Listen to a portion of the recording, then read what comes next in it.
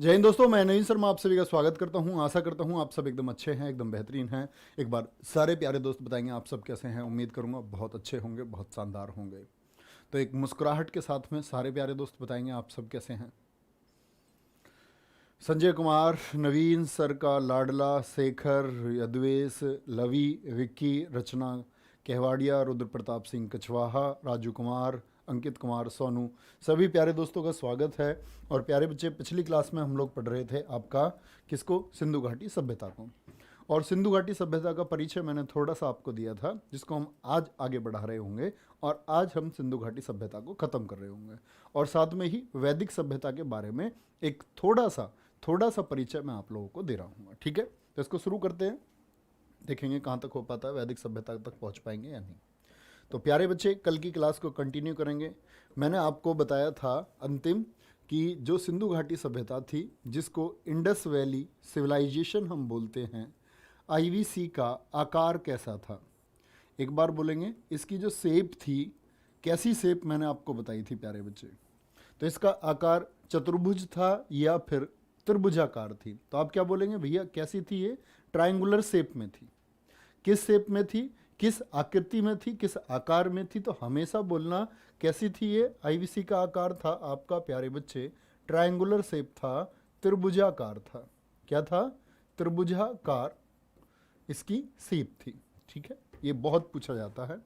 एक पॉइंट आपसे पूछा जाएगा प्यारे बच्चे, जो आईवीसी है, इंडस वैली सिविलाइजेशन, जो सिंधु घाटी सभ्यता है, इसका समाज कैसा था, जो सोसाइटी थी, जो आपका समाज था, जो सोसाइटी थी, वो सोसाइटी कैसी थी। तो सोसाइटी कैसी थी, तो हम इसके लिए एक शब्द का इस्तेमाल करते हैं कि समाज मात्र सत्तात्मक था। कैसा था समाज, मात्र सत्तात्मक था। और मात्र सत्तात्मक से क्या मतलब है, आप बताएंगे। मैं आपसे हमेशा पूछता रहता हूं, आपके घर में किसकी माताजी की चलती है भैया, या पिताजी की ज़्यादा चलती है। क्या बोलेंगे, सत्तात्मक, मात्र सत्तात्मक। बोलेंगे एक बार, माताजी की ज़्यादा चलती है या पिताजी की। इसको हम बोलते हैं किस नाम से, आपका मैट्रिआर्कल। क्या बोलोगे, मैट्रिआर्कल। अब आप सब लोगों को आएगा जी, पापा की चलती है, मम्मी की चलती है, जी दोनों की चलती है। तो दोनों की चलने से मतलब नहीं है। आपके घर में जो बड़े फैसले हैं, बड़े फैसले मतलब घर का मुखिया कौन है, रिश्ता देखने के लिए कौन जाता है, आप गुड़िया अगर हैं तो आपका जो शादी का डिसीजन लेंगे वो आपके पिताजी लेंगे। तो मैक्सिमम मतलब घर का प्रतिनिधित्व जो घर को रिप्रेजेंट करते हैं वो पिताजी करते हैं आज की सोसाइटी में। तो उसको बोलते हैं हम पिता प्रधान समाज। ठीक है, उसी को क्या बोलते हैं हम, पुरुष प्रधान समाज हम कहते हैं। तो वहां पितृसत्तात्मक है। लेकिन जो सिंधु घाटी सभ्यता थी, यहां पर समाज कैसा था, ये मात्र सत्तात्मक था। लेकिन जैसे जैसे जैसे जैसे हम वेदों की तरफ बढ़ेंगे, जैसे हमारा वैदिक सिविलाइजेशन आएगा, तो यही समाज क्या हो जाएगा, आपका पितृसत्तात्मक समाज में बदल जाएगा। तो हमेशा याद रखेंगे, सिंधु घाटी सभ्यता का समाज कैसा था, वो मात्र सत्तात्मक था। कैसा था, मात्र सत्तात्मक था। सिंधु घाटी सभ्यता की जो लिपि है, लिपि जानते हैं क्या होता है, यस और नो। तो आप कहेंगे भैया देखो, मैं कुछ अक्षर लिख रहा हूं आप लोगों के सामने, हिंदी भाषा हमको बताती है कि कै ऐसे लिखा जाएगा। तो ये हिंदी भाषा में है, तो इसको एक लिपि बताती है। वो लिपि कौन सी है, हमारी देवनागरी लिपि है। हिंदी भाषा की लिपि कौन सी है, देवनागरी लिपि है। ठीक है, ऐसे ही प्यारे बच्चे, अगर हम पंजाबी की बात करते हैं, तो जो पंजाबी है, पंजाबी लिखी हुई देखी है आपने, पंजाबी की जो लिपि है वो लिपि होती है गुरुमुखी, गुरुमुखी लिपि होती है। जैसे उर्दू की फारसी है, उर्दू भाषा जो लिखी जाती है वो किस लिपि में लिखी जाएगी, आपका फारसी में लिखी जाती है। अंग्रेजी के शब्द हैं, जैसे अंग्रेजी के शब्द मैंने लिख दिए द, ये कौन सी लिपि है, ये रोमन लिपि है। तो हर भाषा को लिखने की एक लिपि होती है, एक लिपि होती है, एक स्क्रिप्ट होती है। तो ये जो लिपि है, अगर हम बात करते हैं सिंधु घाटी सभ्यता की लिपि, तो हमेशा याद रखेंगे प्यारे बच्चे, इसको बोलते हैं भाव चित्रात्मक। तो भैया क्या इसको पढ़ा गया है, अभी तक इसको पढ़ने में सफलता नहीं मिली है। भाव चित्रात्मक, जिसको हम बोलते हैं क्या, पिक्टोग्राफी। क्या बोलते हैं प्यारे दोस्त? पिक्टोग्राफी। मैं आपको दिखा देता हूँ अगर कोई इमेज इसमें होगी तो कैसी होगी ये। अब मैं तुमसे बोलने लग जाऊँ, जैसे ये देखो आप, इसके ऊपर कुछ लिखा हुआ दिख रहा है आप लोगों को, तो ये क्या, हिंदी है, अंग्रेजी है, उर्दू है, क्या है? तो इसको आज तक पढ़ा ही नहीं गया है। अब जब भैया इसको पढ़ा नहीं गया है तो इसी लिपि को क्या नाम दिया गया है? बोलेंगे प्यारे बच्चे, इसको क्या नाम दिया गया है? सारे बच्चे कमेंट सेक्शन में एक बार बोलेंगे। पिक्टोग्राफी, भाव चित्रात्मक इसको कहा गया है। ठीक है, कोई परेशानी, कोई दिक्कत? अच्छा जी, इतनी बात हमारे समझ में आती है कि लिपि होता है जो स्क्रिप्ट होती है, इसका मतलब होता है किसी भाषा को लिखने का तरीका। तो सिंधु घाटी सभ्यता की लिपि आज तक पढ़ी नहीं गई। ठीक है, अब आते हैं ये लोग। अगर मैं आपसे पूछूं कि पूजा किसकी करते थे, पूजा यानी कि ये लोग वर्शिप किसकी करते थे? पूजा जानते हो ना, जैसे आप किसकी पूजा करते होंगे? हम लोगों के एक फेवरेट भगवान जी हो जाते हैं। फेवरेट भगवान जी होते हैं ना, जैसे लड़कियां 16 सोमवार के व्रत करती हैं, उनके फेवरेट भगवान महादेव हो जाते हैं। जो लड़के जिम विम जाते हैं, बढ़िया बॉडी वॉडी बनाने का शौक है, या जो ब्रह्मचार्य आदि का पालन करते हैं, उनके फेवरेट कौन हो जाते हैं आपका? आप कहेंगे हनुमान जी हो जाते हैं। कुछ लोग ऐसे होंगे जो माधव के फैन होंगे, भगवान श्री कृष्ण के। ऐसे ही ये लोग भी फैन थे, या बोले तो ये लोग भी किसी के प्रति आस्था रखते थे, और ये जो आस्था रखते थे वो रखते थे पशुपति के प्रति। किसके प्रति? पशुपति इनके देवता थे। क्या बोलेंगे? पशुपति इनके देवता थे। लेकिन क्या भैया ये सिर्फ पशुपति की पूजा करते थे? नहीं, इन्होंने मातृ देवी की पूजा भी की है। किसकी? बोलेंगे एक बार, मातृ देवी। मातृ देवी जिसको इन्होंने बोला उर्वरता की देवी। किसकी देवी? उर्वरता की देवी, गॉडेस ऑफ, क्या बोलेंगे, जो जमीन उपजाऊ होती है। जैसे बंजर को बोलते बैरन, ऐसी फर्टाइल बोलते हैं उपजाऊ भूमि को। तो गॉडेस ऑफ फर्टिलिटी, ये कौन थी आपका प्यारे बच्चे? Goddess of fertility. क्या बोलेंगे? उर्वरता की देवी की पूजा भी इन लोगों ने की है। ये बात हमेशा आप लोगों को याद रखनी है। ठीक है, किसकी पूजा करते थे? अगला एक फैक्ट आप लोगों को याद रख लेना है प्यारे बच्चे। इनका जो पवित्र पशु था, जो फोटो मैंने आपको अभी दिखाया था, पवित्र पशु था इनका, क्या बोलेंगे, जो सेक्रेड एनिमल था, पवित्र पशु जो इनका सेक्रेड एनिमल था, वो कौन सा था प्यारे बच्चे? वो था कुबड़ वाला बैल। कुबड़ वाला बैल, यानी ऑक्स की ये पूजा करते थे। किसकी? ऑक्स को ये बहुत पवित्र मानते थे। किसको? ऑक्स को। ये देखें ध्यान से, ये कौन है? ये कुबड़ वाला बैल है। कौन सा बैल है? कुबड़। कुबड़ क्या होता है भैया? ये जो उठा हुआ हिस्सा शरीर का है, इसको हम कुबड़ बोलते हैं। क्या बोलते हैं? उसको हम कुबड़ कहते हैं। और कुबड़ वाला बैल इनके लिए सबसे पवित्र था। ठीक है, इतनी बात में कोई परेशानी किसी को? ये जर्नल फैक्ट हैं जो डायरेक्टली एग्जाम्स में पूछे जाते हैं। बाकी घटनाक्रम मैं आपको बताऊंगा ही अभी। अब देखो, लिखना जो प्यारे बच्चे इनका व्यवसाय था, जो बिजनेस था, इसको लेकर के बच्चों में बहुत डाउट होता है कि ये बिजनेस क्या करते थे, व्यवसाय क्या था इनका। ठीक है, तो कई जगह आपको मिलेगा कि ये व्यापार के लिए कृषि पर डिपेंड थे, एग्रीकल्चर पर, कई किताबों में। लेकिन मैं आपको दोस्त बता दूं, आप बोलेंगे इनका जो व्यवसाय था ये व्यापार था, इंपोर्ट एक्सपोर्ट पर। किस पर? इंपोर्ट एक्सपोर्ट पर, आयात निर्यात पर ये इनका जीवन टिका हुआ था। किस पर? आयात निर्यात पर, इंपोर्ट एक्सपोर्ट पर। अच्छा भैया, व्यापार कहाँ से करते थे? तो कहते हैं कि सिंधु घाटी सभ्यता जो थी ना, उसके नज़दीक और भी सभ्यताएं दुनिया में रहीं। जैसे हम बोले मिस्र की सभ्यता, इजिप्ट, क्या बोलते हैं आप इसको? सिविलाइजेशन ऑफ इजिप्ट, मिस्र की सभ्यता, मेसोपोटामिया की सभ्यता। तो यहाँ से साक्ष्य मिलते हैं कि ये लोग व्यापार करते थे। और लोथल एक बंदरगाह हुआ करता था। किसके थ्रू करते थे? लोथल। मैं थोड़ी ही देर में आपको लोथल के बारे में भी बताऊंगा। ठीक है, तो व्यवसाय इनका किस पर आधारित था? व्यापार पर आधारित था। ठीक है, अब आते हैं सिंधु घाटी सभ्यता, जो आईवीसी जिसको हम बोल रहे हैं, इंडस वैली सिविलाइजेशन, सिंधु घाटी सभ्यता कितने टीलों में विभाजित थी जरा बताएंगे? तो हमेशा आंसर क्या आएगा? 2 टीलों में विभाजित थी। कितने माउंड थे? 2 माउंड इसमें हुआ करते थे। 2 टीलों में विभाजित थी। कितने टीलों में? 2 टीलों में। आप कहेंगे भैया ये थोड़ा समझ में नहीं आता, 2 टीले कैसे? देखो, कोई भी जब ये लोग नगर को बसाते थे तो उस नगर में ये लोग बसाते थे आपका 2 टीले। क्या बोलेंगे? 2 टीले। मैं आपको ऐसे फिगर से बता देता हूं। 2 टीले कैसे बनाते थे? एक होता था आपका पश्चिमी टीला, वेस्टर्न माउंट जिसको हम बोलते थे, पश्चिमी टीला, और एक ये बनाते थे प्यारे बच्चे क्या आपका पूर्वी टीला। पूर्वी टीला थोड़ा कम ऊंचाई पर। पूर्वी टीले में नगर यानी कि आम नागरिक रहते थे। इसमें क्या रहते थे? सिविलियंस। क्या बोलोगे?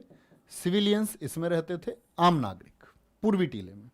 और प्यारे बच्चे यहां देखेंगे ध्यान से, ये जो पश्चिमी टीला था, पश्चिमी टीला था, इसमें रक्षक हो गए, रक्षक आदि हो गए, क्योंकि ये रक्षा द्वार पर होता था लेफ्ट साइड में। रक्षक किधर रहते थे आपका?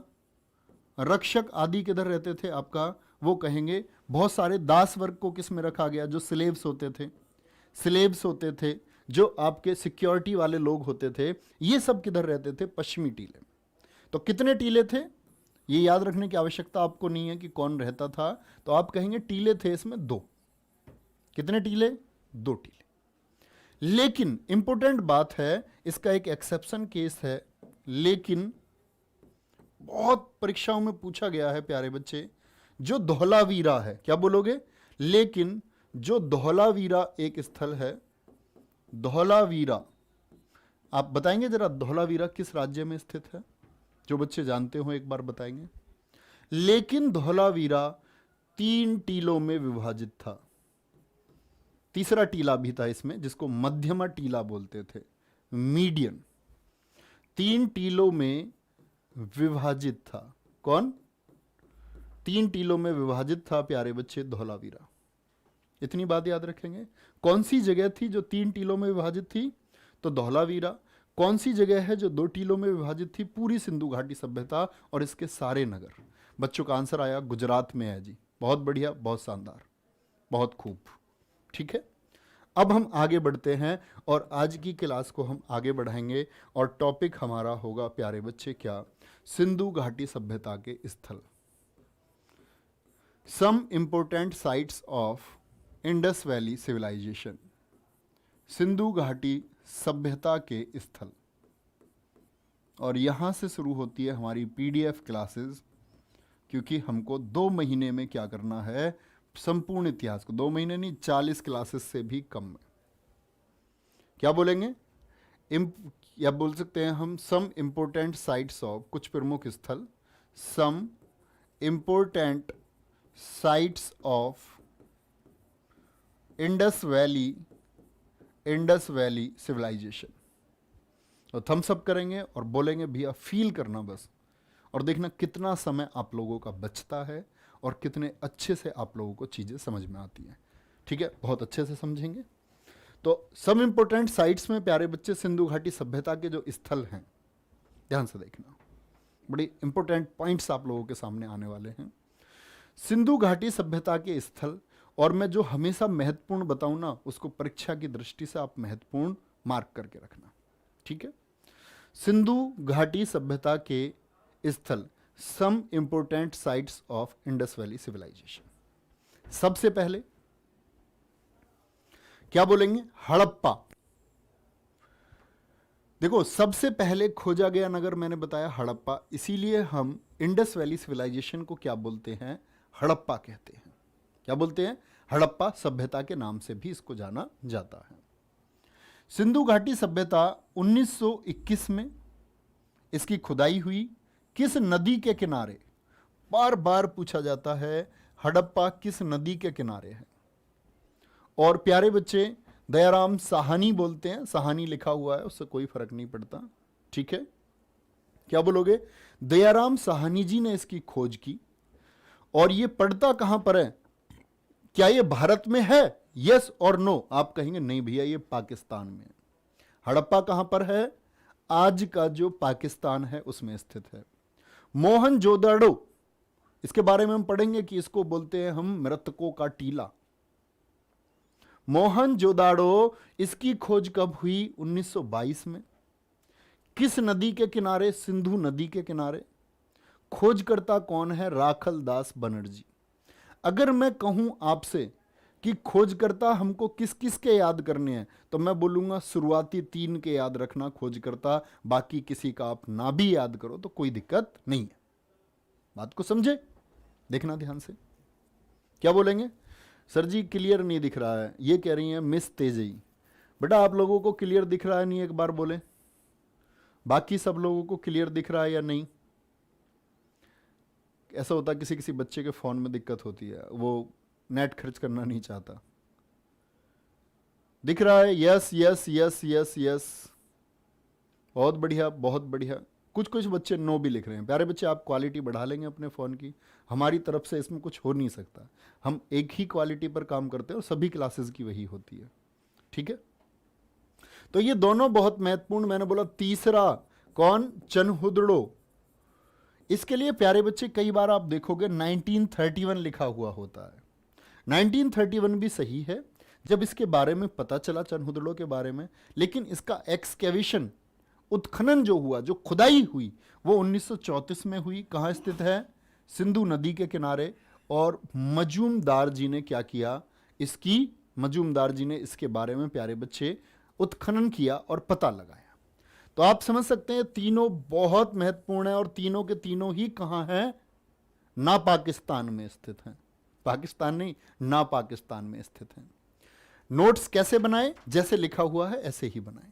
इतनी देर में तो सारे नोट्स बना लेते तुम। ठीक है, आगे आएंगे। सर एक बच्चा पूछ रहा है, बड़ा अच्छा क्वेश्चन है, 1826 में चार्ल्स मैसन ने क्या खोजा? खोजा नहीं, चार्ल्स मैसन ने बताया कि कोई सिविलाइजेशन है, कोई सभ्यता है, लेकिन उसकी बात पर किसी ने विश्वास नहीं किया। उसके बाद 1856 में इस बात का पता चला। लेकिन नगरों की खोज, सिंधु घाटी सभ्यता नहीं, नगर हड़प्पा की खोज पहली बार कब हुई? वो 1921 में हुई। कोई दिक्कत?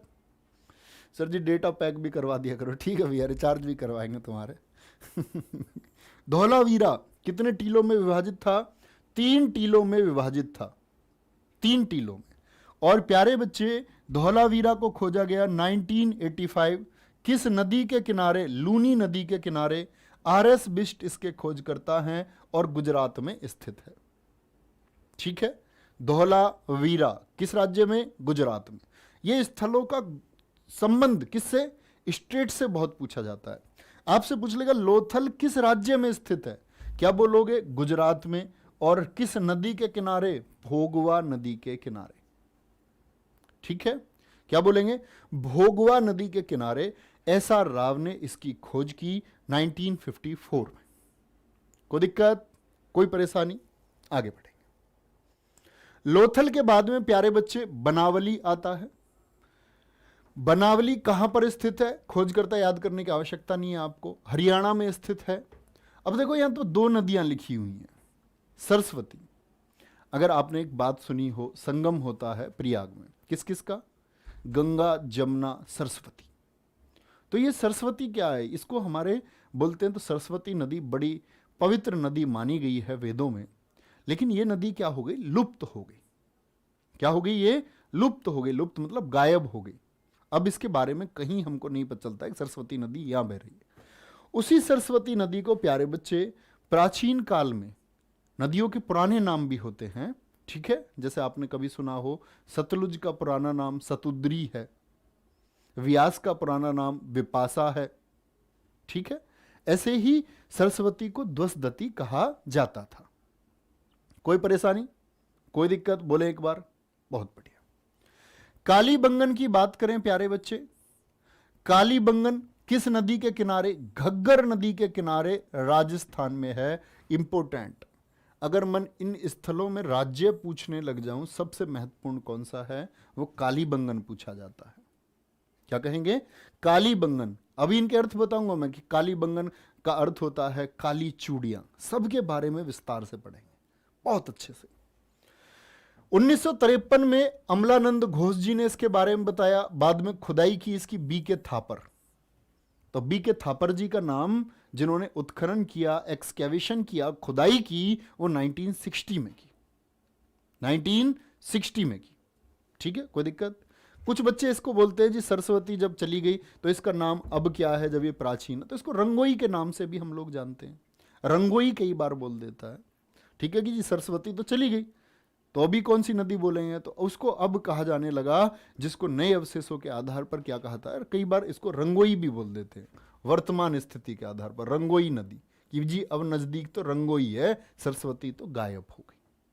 उससे परेशान नहीं होना, वो कभी पूछा भी नहीं जाता। रोपड़, भैया आप तो समझ गए होगे, यहां पर उत्क्षिप्त लगेगा। रोपड़, रोपड़ कहां है? पंजाब में। वाई.डी. शर्मा, यज्ञदत्त शर्मा थे, सतलज नदी के किनारे, इंपोर्टेंट है। ठीक है। राखी गढ़ी घग्गर नदी के किनारे, कहां पर है? आपका हरियाणा में। सुरकोटड़ा, ये कौन सी नदी के किनारे है? सादीकोर नदी, गुजरात में। क्या बोलेंगे?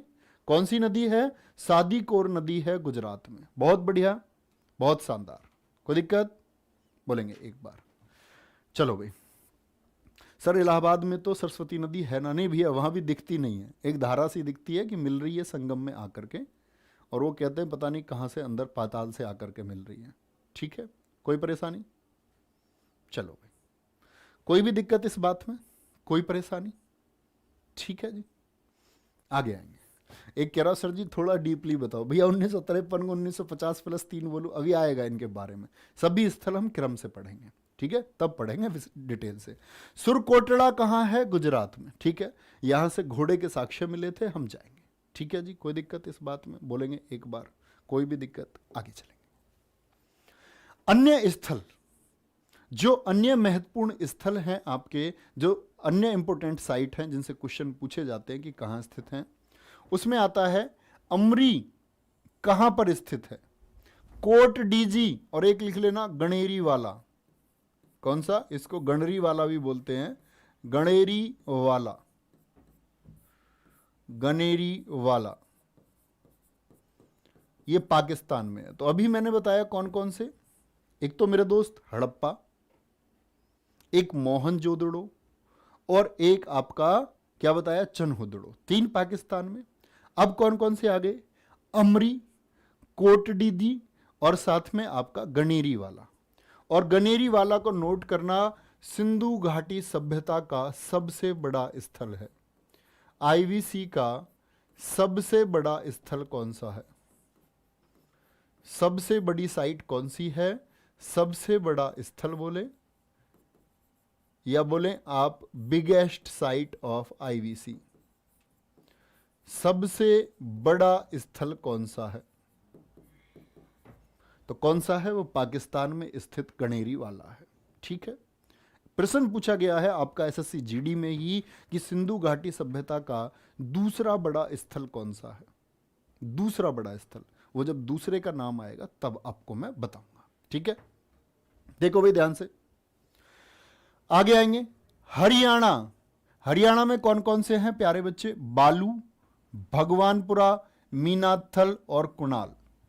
पूछ लेगा सिंधु घाटी सभ्यता का मीनाथल स्थल किस राज्य से जुड़ा हुआ है? मीनाथल, और इसमें कभी डाउट मत करना गणेरी वाला। कुछ बच्चों को जैसे अभी रिसर्च हुई थी तो बीच में कहा गया कि अब सबसे बड़ा स्थल जो है वो राखीगढ़ी हो गया, जो एकदम से गलत था। गणेरी वाला में फिर से खोज हुई, उसके और अवशेष मिले तो पता चला गणेरी वाला फिर से आपका पहले स्थान पर है, सबसे बड़ा स्थल। राजस्थान का बालाथली और कर्णपुरा, बालाथली महत्वपूर्ण है, इंपोर्टेंट, मार्क करना अंडरलाइन करके। देसलपुर किस राज्य में स्थित है? गुजरात में। पबूमत कुंतासी किस राज्य में स्थित है? ये आपका गुजरात में। कुंतासी से एसएससी जीडी ने क्वेश्चन पूछा, कैसे? देखना ध्यान से। ऐसे क्वेश्चन पूछा था, कौन सा स्थल पुरा पाषाण काल, ओल्ड स्टोन एज से संबंधित नहीं है? पुरा पाषाण काल नहीं, पुरा पाषाण काल नहीं था, सिर्फ पाषाण काल था। कौन सा स्थल है जो पाषाण काल से संबंधित नहीं है? जब आप प्रीवियस ईयर पढ़ेंगे तो आप लोग देखेंगे, जो बुक भी गई है आपके पास उसमें भी क्वेश्चन है, संबंधित नहीं है। पाषाण काल से रिलेटेड नहीं है। तो उसमें स्थल थे आपका मेहरगढ़ था, क्वेश्चन पूछा गया पिछले ही साल, मेहरगढ़। दूसरा आपको उसने विकल्प दे दिया आपका आदमगढ़, क्या दे दिया, आदमगढ़। तीसरा दे दिया उसने कोल्डी हवा, कोल्डी हवा, जिनके बारे में मैंने कल बताया था तीनों स्थलों के। और चौथा उसने दिया कुंतासी। चौथा स्थल कौन सा दिया, कुंतासी। तो आप मुझे बताएं कुंतासी सिंधु घाटी सभ्यता का है या पाषाण काल का? तो आप कहेंगे भैया पाषाण काल तो आता था हमारा प्री हिस्टोरिक पीरियड में, प्राग ऐतिहासिक काल में, और अब हम पढ़ रहे हैं क्या, आद्य ऐतिहासिक काल, प्रोटो हिस्टोरिक। तो प्यारे दोस्त क्या बोलेंगे, ये पाषाण काल के हो गए। और कुंतासी किसका है, बोलेंगे भाई फटाफट से, बोलो भी फटाफट से, कुंतासी किसका है, क्या बोलेंगे? तो आप कहेंगे प्यारे बच्चे कुंतासी भैया जी हमारा पाषाण काल का नहीं है, ये किसका, सिंधु घाटी सभ्यता का स्थल है। कोई दिक्कत, कोई परेशानी? ठीक है।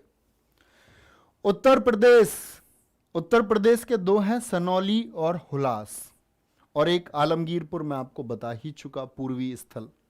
सिंधु घाटी सभ्यता का जो ईस्टर्न साइट थी वो कौन सी थी, मोस्ट ईस्टर्न साइट, वो थी आलमगीरपुर, जो कहां था, उत्तर प्रदेश में स्थित था। ठीक है, कोई परेशानी भाई इस बात में? चलो भाई यहां देखो ध्यान से, आगे चलेंगे। अब हम पढ़ेंगे एक एक करके अपनी साइट के बारे में क्या क्या क्वेश्चन पूछे जाते हैं, क्या क्या महत्वपूर्ण क्वेश्चन आपसे पूछे जाएंगे। कोई नहीं, उसको एडिट कर लेंगे, विवेक शर्मा आगे आएंगे। ध्यान से देखो क्या बोलेंगे, हड़प्पा। अभी बताया आप लोगों को हड़प्पा। अब आप लोग नोट्स मत देखना अपने, अब ऐसे ही जवाब दें कि हड़प्पा की खोज कब की गई थी। अगर आप बहुत फोकस से पढ़ रहे होंगे तो आप बड़े आसानी से जवाब दे सकते हैं कि हड़प्पा को कब खोजा गया था। क्या बोलोगे, 1921। किस नदी के किनारे था, रावी नदी के किनारे था। किस नदी के किनारे, रावी नदी के किनारे था। और प्यारे बच्चे कौन इसके खोजकर्ता थे, तो आप कहेंगे दयाराम साहनी थे। ठीक है, आगे आएंगे। 5 किलोमीटर की परिधि में फैला हुआ था। परिधि तो जानते होगे, 2πr, बाहर बाहर का एरिया परिधि। तो ये हड़प्पा कितने में फैला हुआ था, 5 किलोमीटर में। ग्रिड पद्धति से बना नगर कौन था, हड़प्पा। अब आप कहेंगे ग्रिड पद्धति क्या होती थी भैया, इसके बारे में थोड़ा बताएं। ग्रिड पद्धति का मतलब था प्यारे बच्चे, जो सड़कें थी ना इसकी, वो सड़कें एक दूसरे को 90 डिग्री पर कट करती थी। 90 अंश जानते हो या नहीं, 90 अंश ऐसे। ये तो है आपका रोड, ये क्या है, रोड, ये क्या है, रोड। और घर कैसे होते थे, यहां पर घर। तो घरों के जो दरवाजे थे वो सड़क की तरफ नहीं खुलते थे। ऐसे लिखा होगा आपने कि घरों के दरवाजे मुख्य सड़क की तरफ नहीं खुलते थे। तो मतलब कि ये इतने इंटेलिजेंट थे, पता चले इधर से कोई बाइक वाला आ रहा है और ये गेट बाहर की तरफ मुख्य सड़क की तरफ खुल गया तो लग जाएगा ना उसमें। तो ये घरों के दरवाजे कहां, अंदर की तरफ खुलते थे, अपने घर में अंदर की तरफ, बाहर सड़क की तरफ नहीं, अंदर की तरफ। ठीक है, और मकान कहां बने हुए थे, इसको बोलते हैं ग्रिड पद्धति। तो सारे घर क्या बोलोगे, 90 डिग्री पर स्थित थे और घरों के मुख्य दरवाजे सड़क की तरफ नहीं खुलते थे। ठीक है, समझ रहे? और सड़कें एक दूसरे को कितने डिग्री पर काटती थी, एक बार कमेंट सेक्शन में बोलें। तो आप कहेंगे 90 डिग्री पर, 90 डिग्री पर। ठीक है, चलो भाई। ग्रिड पद्धति से बना नगर है, शव दफनाने के साक्ष्य। कुछ बच्चों का सवाल है, भैया जी मेरे पास पुराने नोट्स हैं। भैया कुछ अगर आपको लगता है करेक्शन कर सकते हैं उसमें, कुछ आप सुधार कर सकते हैं, एडिशनल कुछ मिल रहा है उसमें ऐड करते रहें। एकदम से नए नोट्स बनाने की जरूरत नहीं है। नए नोट्स वो बच्चे पढ़ना जो एकदम से तैयारी में नए हैं। बाकी जो पुराने बच्चे उनके लिए आप सब लोग जानते हैं, कल से प्रैक्टिस सेशन शुरू होगा 3 बजे यूट्यूब पर ही। और उस प्रैक्टिस सेशन में सारी चीज़ों का अंत कर देंगे, हर विषय का, चाहे वो इकोनॉमिक्स हो, चाहे ज्योग्राफी हो, चाहे हिस्ट्री हो, चाहे स्टैटिक जी को हो, सबका ऑपरेशन करेंगे मिलकर, मेरी जिम्मेदारी है। शव दफनाने के साक्ष्य हमको कहां से मिले हैं? एविडेंस ऑफ बुरियल, शव दफनाने के साक्ष्य। कपास की खेती के साक्ष्य कहां से मिले हैं? कि कपास की खेती के बारे में सिंधु घाटी सभ्यता के लोग जानते थे।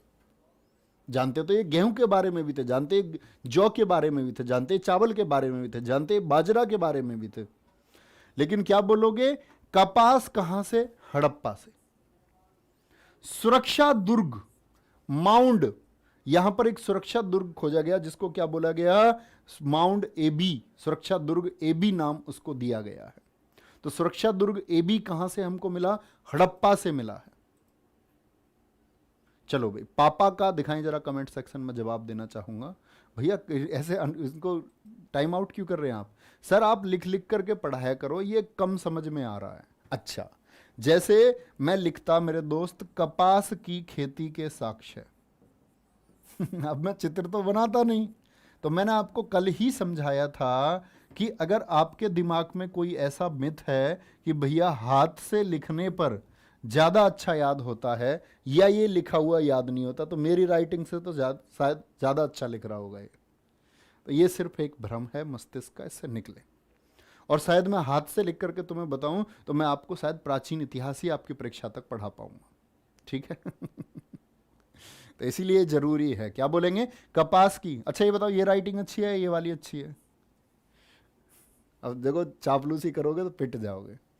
सुरक्षा दुर्ग, मुद्रा बनाने में सेल खड़ी। सेल खड़ी क्या होती है? मतलब ये आपका क्या बोलते हैं? सेल खड़ी चट्टान थी पाउडर की, जैसे आपका सफेद पाउडर होता है ठीक है, तो सफेद पाउडर होता है मुद्रा बनाने से सेल खड़ी का। और जिन बच्चों को दिक्कत है वो सिर्फ प्रिंट आउट निकलवाना। क्या करवाएंगे? सिर्फ प्रिंट आउट निकलवाना अपने, और अच्छे से पढ़ना। नोट्स बनाने की जरूरत नहीं, प्रिंट आउट आपको मिल जाएगी। ओके दोस्त, आगे चलेंगे। मोहनजोदड़ो की बात करते हैं। मोहनजोदड़ो से क्या क्या हमको मिला है, देखना ध्यान से।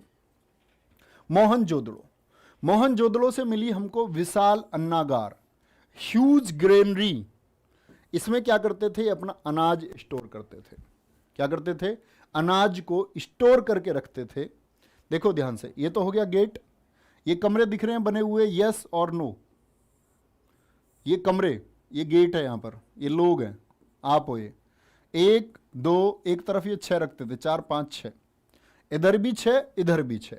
इसमें अपना जो ये अनाज होता था, गेहूं आदि को इसमें स्टोर करके रखते थे।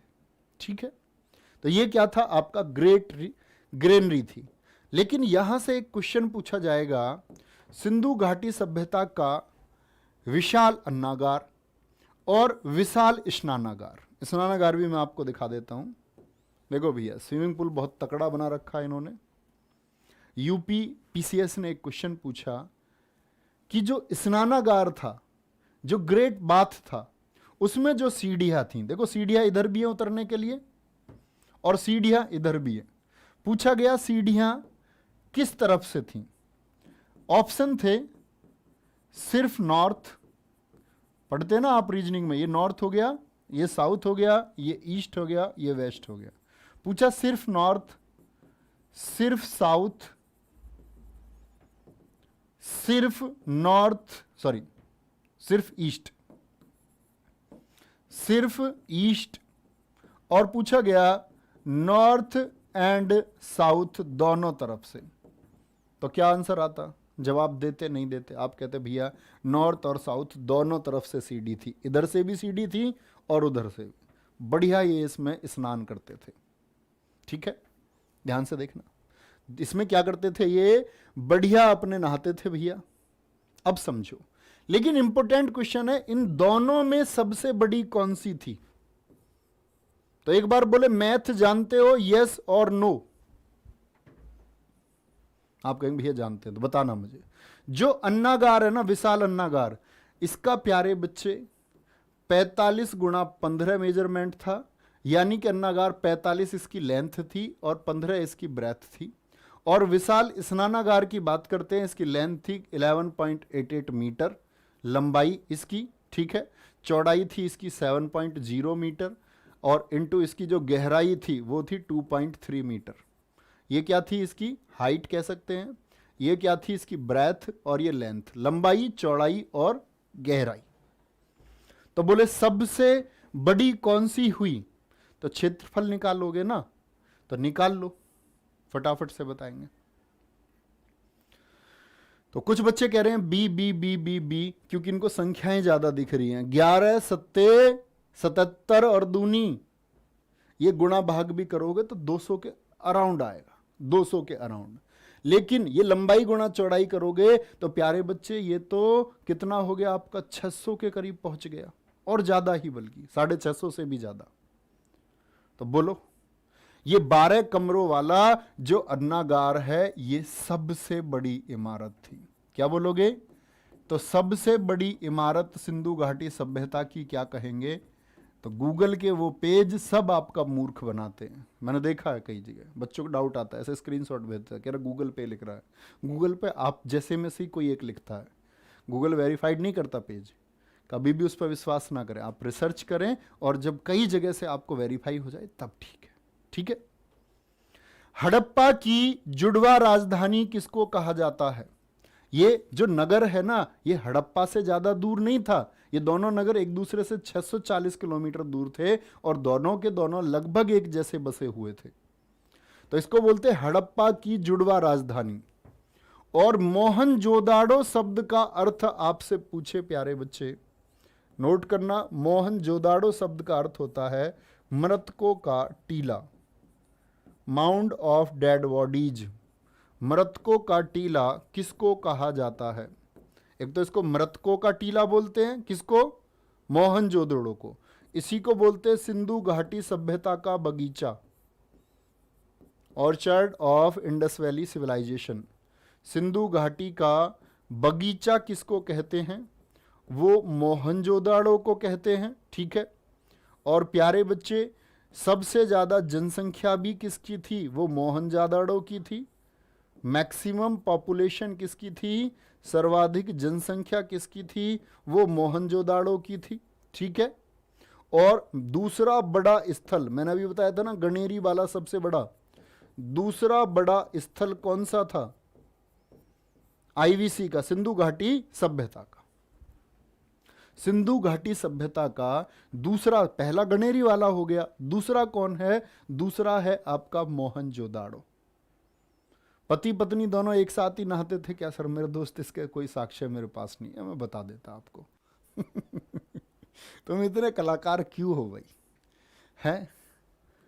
चलो अच्छी बात है, लेकिन कभी भी मेरे दोस्त एक बात कही जाती है, हमको हंसी मजाक करना चाहिए, लेकिन आप लोगों से मैं इतनी उम्मीद करूंगा, तुम ये मत सिद्ध कर देना जो कहते हैं ना ये एसएससी जीडी का 10वीं पास करके आए चुलबुले हैं।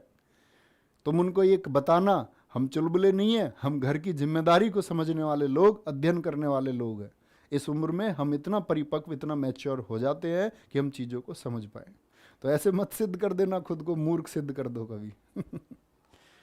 ठीक है। स्वास्तिक चिन्ह, स्वास्तिक चिन्ह सभी जानते हैं, जिसको हमारे यहाँ सतिया बोलते हैं, जो बनाया जाता है आपका, जानते हो? नहीं, सॉरी, स्वास्तिक चिन्ह के बारे में जानते हैं प्यारे बच्चे या नहीं जानते? बोलेंगे एक बार। स्वस्तिक जो हमारे यहाँ शुभ चिन्ह माना जाता है, स्वास्तिक के साक्ष्य कहां से? मोहनजोदड़ो से। बुने कपड़ों के साक्ष्य कहां से मिले हैं? मोहनजोदाड़ो से मिले हैं। दाढ़ी वाला महादेव, इतिहास की किताबों पे आपने अक्सर देखा होगा, दाढ़ी वाला महादेव, ये देखो, ये दाढ़ी वाला महादेव है। तो कहते हैं ये कोई पुरोहित रहा होगा उस समय, कोई पूजा वगैरह होती होंगी तो ये कराता होगा, ऐसा मानना है। परवेज शाह जी एप्लीकेशन में लिख रहे हैं, बहुत सारे बच्चे एप्लीकेशन में भी लाइव हैं, बहुत खूब। Parvez Shah ji, love you sir, love you too मेरे दोस्त। अब मैंने तुम्हें बताया मैं हिंदी का अध्यापक हूँ, तो मैं आपको हमेशा ये गाइड करता हूँ, सर एक पर्यायवाची है जिसको पर्यायवाची में गधा कहते हैं। गधे का पर्यायवाची धूसर बेसर होता है ना, जैसे ऐसे ही सर का मतलब होता है गधा, हिंदी भाषा ये कहती है। बाकी जो लोग मैथमेटिक्स पढ़ाते हैं, इंग्लिश पढ़ाते हैं, उनको पता भी नहीं चलता पूरी ज़िंदगी कि सर सर का मतलब गधा होता है। तो भैया आपसे हाथ जोड़ के प्रार्थना है मेरी, ये सर वर्ड का इस्तेमाल ना करें, मुझे बड़ा हर्ट होता है। ठीक है, तो वो ठीक है ना भैया, ठीक है, नाम भी ठीक है, पर ये सर ठीक नहीं है। ये सब लोग बड़ा खुश होते हैं हमको सर बोल दिया। वो दरअसल में एक गाली है, अंग्रेजों के लिए इस्तेमाल होती थी, सर जॉन मार्शल, जैसे बोलते हैं ना, सिंधु घाटी सभ्यता की जो खोज हुई वो सर जॉन मार्शल की अध्यक्षता में हुई। तो अंग्रेजी वाले तो बड़े खुश हुए ब्रिटिशियर्स की जो सर लगाते हैं, लेकिन उनको पता नहीं था भैया हिंदी में क्या लिखा हुआ है। तो उसका मतलब था गधा जॉन मार्शल। कोई बोल दे सर डलहौजी, तो इसका मतलब क्या, गधा डलहौजी। समझ रहे? चलो आगे आगे आएंगे, आगे आगे आगे आगे। ठीक है, यहां तक की बात समझे आप लोग? तो मैंने बोला दाढ़ी वाला महादेव और पशुपति देवता कहां से पता चले हैं? मोहनजोदड़ो से पता चले हैं। ठीक है। कांसे की नर्तकी की मूर्ति, इसी बार यूपी SSSC पैट ने क्वेश्चन पूछा है आपसे यूपी में कि कांसे की नर्तकी किस विधि से बनाई गई थी? लॉस्ट वैक्स मेथड, किससे? मोम विधि से बनाई गई है। किस विधि से? मोम विधि से। और यह विधि क्या थी कि पहले मिट्टी से बनाया मॉडल, फिर उसके ऊपर मोम लपेटा। मोम दिखा देता हूं मैं आपको एक बार। कांसे की नर्तकी, ब्रॉन्ज डांसर नहीं है, ब्रॉन्ज डांसिंग गर्ल थी ये। भैया डांस भी आता था इन लोगों को, क्यों नहीं आता होगा? तो कांसे की नर्तकी, ब्रॉन्ज डांसिंग गर्ल, बड़ी स्टाइलिश है। कभी हल्के में ले रहे हो, ये देखो पोज देते हुए, क्या खतरनाक पोज है। तो ये क्या था, पहले मिट्टी से मॉडल बनाया, उसके ऊपर मोम लगाया, फिर मिट्टी लगाई, और उसके बाद उसको क्या करके, सिकाई करके पक्का कर लिया। पक्का कर लिया। ठीक है। तो ये कौन थी? आपकी ब्रॉन्ज डांसिंग गर्ल। और यूपीएससी ने बड़ा अच्छा क्वेश्चन पूछा है कि भैया जो ये ब्रॉन्ज डांसिंग गर्ल थी, इसने अपने दाएं हाथ में कितनी चूड़ियां पहनी हुई थी? आपसे नहीं पूछेगा, डरना नहीं है। तो दाएं हाथ में 4 है, बाएं हाथ में 24 चूड़ियां हैं, गले में हार है, लो वैक्स मेथड है। किस धातु की बनी हुई थी नर्तकी? ये जरूर याद रख लेना, ब्रॉन्ज की, कांसे की बनी हुई थी। ठीक है, आगे चलेंगे। इसके बाद आता है चनहुदड़ो। चनहुदड़ो ये भी कहां था? पाकिस्तान में था। क्या बोलेंगे? ये भी कहां था? पाकिस्तान में था। ठीक है, ठीक है। चलो भाई, अब पापा के जूता को ब्लॉक कर दो। क्यों ब्लॉक कर रहे हैं मैं आपको कारण बता देता हूं। कह रहे सर मुझे लगता है मैंने चिराग बैच ऐसी फालतू में खरीद लिया। हाँ मेरे दोस्त, आपने सच में फालतू में खरीद लिया। मैं आपकी बात को और श्योर कर देता हूं। चलो भाई, मटरी है, मटरी। चलो आगे आएंगे। चनहुदड़ो, क्या बोलेंगे? चनहुदड़ो कहां पर स्थित है? एक बार कमेंट सेक्शन में बोलेंगे पढ़ने वाले बच्चे। चनहुदड़ो कहां पर स्थित मैंने आपको बताया था प्यारे बच्चे। मैंने आपको बताया था कि 1922 मोहनजोदड़ो के बाद में 1934 किसकी खोज हुई? तो किस वर्ष उत्खनन हुआ था चनहुदड़ो का? 1934 में। और कब इसको स्थापित किया गया था आपका प्यारे बच्चे? 1934 में सामने आया। और जगह कहां पर स्थित है? ये पाकिस्तान। बहुत खूब भाई, बहुत शानदार उत्तर आते हुए सारे बच्चों के, बहुत बढ़िया। सर 5000 साल तक ये प्रूफ कैसे जिंदा थे? भैया धरती में दबे हुए थे। ब्रॉन्ज का क्या बिगड़ेगा? लोहा थोड़ी है जंग लग गया होगा, ब्रॉन्ज की चीजें मिल गई है ना, तांबे की चीजें मिल गई, जैसे तांबे की इक्का गाड़ी हम सुनते हैं। बहुत बढ़िया, बहुत खूब। ये अच्छे बच्चे जो इस तरह के प्रश्न दिमाग में लेकर के आता है, ये बहुत इंटेलिजेंट बच्चा है, बहुत बढ़िया। मनका बनाने का कारखाना किसने खोजा? मैके ने खोजा। ये कहां था? चनहुदड़ो में। क्या बोलोगे? मनका बनाने का कारखाना। वक्राकार ईंटें, वक्र समझते हैं आप? देखो ये तो सीधी रेखा है। एक आपने देखी हो कभी टाइल्स आती हैं ऐसी, यस और नो में बताना ऐसी टाइल्स किस किस ने देखी हैं। तो ये वक्राकार ईंटें हैं। बिल्ली के पीछे कुत्ते के पदचिन्ह, मतलब बिल्ली का पीछा करते हुए कुत्ते के फुटप्रिंट्स। आप कहेंगे भैया कैसे पता चला? जब दो एक दूसरे के पीछे चल रहे हैं तो फिर तो ऐसा लगेगा कुत्ते के पीछे बिल्ली चल रही हो। तो पहले पद चिन्ह किसके? छोटे वाले बिल्ली के, और उसके ऊपर कुत्ते का पद चिन्ह। तो कहीं पर आप कहेंगे तो छप दब गया होगा जी, नहीं, कहीं पर ऐसा भी तो हो सकता है ये कम और ये ज्यादा ऐसे बचा हुआ, कहीं आगे इतना बचा हुआ, कहीं ये पीछे रह गया होगा। तो उससे ये प्रूफ पता चला। ठीक है, कोई दिक्कत? मेकअप किट, काजल, लिपस्टिक, आईलाइनर, आईलाइनर ही बोलते हैं ना काजल को, ये लिपस्टिक, जो आपका मस्कारा वस्कारा जो कुछ भी है, ये सब कहां से मिले? ये मिले चनहुदड़ों से। मतलब मेकअप वाली ये कहां थी? मेकअप समझते हो ना, जो सारी हकीकत को छुपा दे, वो मेकअप है। मतलब ये भी कलाकार थी। चनहुदड़ों वाली भी स्पेशल थी। दवात, ऐसा नहीं जैसे इंस्टाग्राम चलता है आज, इंस्टाग्राम पे पता ही नहीं चलता कौन कैसा है। कोई कोई व्यक्ति फोटो देख करके दिल दे बैठता है, लेकिन उसको बाद में पता चलता है कि दिल नहीं देना था। तो ये मेकअप का ये भी भैया कलाकार थे, पक्का इंस्टाग्राम चलाती होंगे इस टाइम पे, लेकिन उसका कोई साक्ष्य मिला नहीं है, एविडेंस कोई मिला नहीं है उसका। दवात, इंक पॉट, जो स्याही होती है लिखने की, स्याही, ठीक है, ये इंपोर्टेंट है। लोथल, लोथल के बारे में प्यारे बच्चे सबसे इंपोर्टेंट बात है, इसको बोलते हैं स्मॉल मोहनजोदाड़ो। लघु मोहनजोदाड़ो किसको कहा जाता है? लघु मोहनजोदड़ो किसको कहा जाता है? तो लघु मोहनजोदड़ो कहा जाता है, क्या बोलेंगे? लघु मोहनजोदड़ो भी कहलाता है, ठीक है। सफाई के प्रति सबसे सजग नगर कौन सा था? और मैं आपसे क्वेश्चन पूछ रहा हूं, लोथल किस स्टेट में था? नोट्स देख करके नहीं बताएंगे, बस अपने विवेक से आंसर देंगे, चाहे सही हो या गलत हो। बोलेंगे भाई फटाफट से, बोलेंगे भाई। मन का बनाने कारखाने में बच्चे बहुत सारी चीजें हुई, इन्होंने बर्तन पर डिजाइन किए, मोती बनाए, मोती बना करके बर्तन बनाए, ये मन का होता था आपका। क्या बोलेंगे? सफाई के प्रति सजग। व्यापारिक नगर कौन सा था? लोथल। बंदरगाह, गोदीवाड़ा, जो पोर्ट सबसे इंपॉर्टेंट है, सिंधु घाटी सभ्यता का पत्तन नगर भी बोलते हैं इसको। क्या बोलते हैं? पत्तन नगर। बंदरगाह समझते हो ना, जैसे भारत है अपना, तो 13 बड़े बंदरगाह हैं। जैसे यहां पर कांडला हो गया आपका, यहाँ अगर बात करते गोवा में मारमागुआ हो गया आपका, ठीक है, महाराष्ट्र में हो गया मुंबई हो गया, नाहवा सेवा हो गया। अगर हम बात करते हैं आगे आपका चलते हुए, इधर केरल में हो गया आपका, इधर तमिलनाडु में हो गए तुतीतोरीन, एन्नोर हो गया आपका, उड़ीसा में पारादीप हो गया। ये बंदरगाह है जहाँ से बाकी सब जगह से सामान आता था आपका, कैसे? जहाज के थ्रू। कैसे? जहाज के थ्रू सामान आता है बंदरगाह पर, ठीक है।